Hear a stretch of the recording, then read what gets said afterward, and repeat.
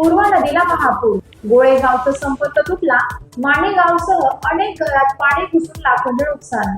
बुलढाणा जिल्ह्यात गेल्या 2 दिवसांपासून सुरू असलेल्या सततच्या पावसामुळे पूर्वा नदीला भीषण पूर आला आहे. नदीकाठी छोटे मोठे नाले ओलांडून वाहत असल्याने संपूर्ण जिल्हा पूरस्थितीशी सामना करत आहे. या पुरामुळे तालुक्याचे जोडणारे रस्ते पाण्याखाली गेले असून ग्रामीण भागाची जलजीवन पूर्णतः विस्कळीत झाले आहे. पूर्वा नदीच्या रुपामुळे गोरेगाव म्हणजे पुरसडा या गावात तालुक्याशी असलेला संपर्क पूर्णतः तुटला असून रुग्णवाहिकेला सुद्धा मार्ग नाही.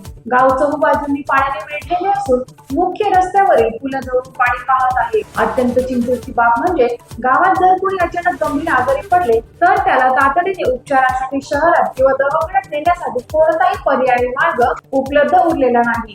ग्रामस्थ सध्या भीतीपोटी आणि हतबलतेच्या छायेखाली वावरत आहेत. पुराचे पाणी केवळ शेती शिवारातच नाही तर आता थेट नागरिकांच्या वस्त्यांमध्ये शिरले आहे. माणेगाव आणि गोळेगाव येथील अनेक घरांमध्ये पुराचे पाणी घुसल्याने अन्नधान्य, घरगुती सामान आणि कपड्याचे अतोनात नुकसान झाले. जनावरे सुद्धा दगावली. त्यासोबतच अनेक कच्ची घरे खचली असून संसार उपयोगी वस्तू वाहून गेल्याने नागरिकांचे लाखोंचे नुकसान झाले आहे. दोन्ही गावातील पीडित कुटुंबे सध्या सुरक्षित निवाऱ्याच्या शोधात आहेत.